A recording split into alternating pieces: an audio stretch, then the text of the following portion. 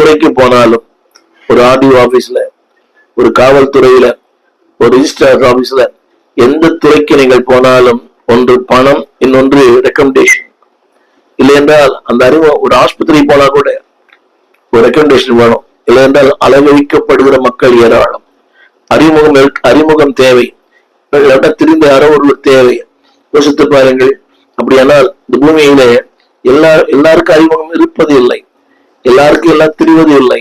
ஆனால் சொல்கிறது, அவர் உனக்காக பரிந்து பேசுகிறவராய் இருக்கிறார்.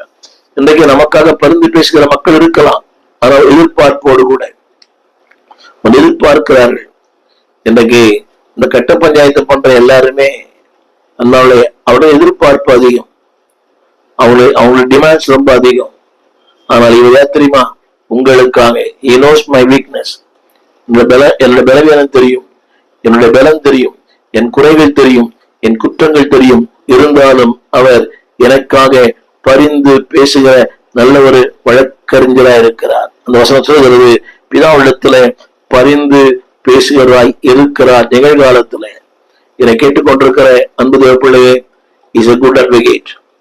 உடைய காரியங்களை அவரிடத்துல சொல்லுங்கள், உங்கள் பிரச்சனைகளை சொல்லுங்கள், உங்கள் போராட்டங்களை சொல்லுங்கள், உங்கள் இல்லாமைகளை சொல்லுங்கள், பெருமைகளை சொல்லுங்கள்.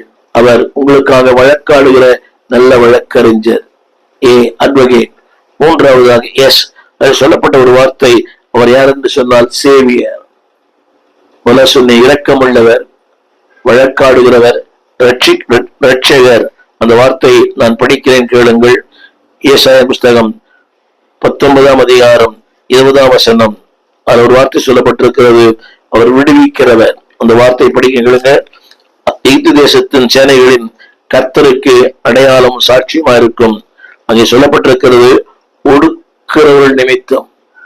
உலகத்துல நாம் ஒடுக்கப்படுவோமே, வார்த்தைகளால், கிரியைகளால், குடும்பங்களிலே மாமியாரால் மருமகள், மருமகளால் மாமியார், கணவனால் மனைவி, மனைவியால் கணவன், எல்லா குடும்பங்கள் இருக்கிறது. பெற்றோரை ஒடுக்கிற பிள்ளைகள் இருக்கிறார். இன்றைக்கு எல்லாம் மாறி மாறி வருகிறது. குடும்ப உறவுகளிலே அது அடுத்துல கசக்கி பொழிந்து அதில் ரசிக்கிற மக்கள் ஏராளம். திருச்சபையில கூட அடுத்துள்ள கசக்கி, எத்தனையோ ஊழியர்கள் கண்ணீரோடு வாழ்கிறார்கள், எத்தனையோ திருச்சபையின் ஊழியர்கள் கண்ணீரோடு இருக்கிறார்கள். காரணம், அங்கேயும் ஒரு ஒடுக்கிறவர் இருக்கிறார்.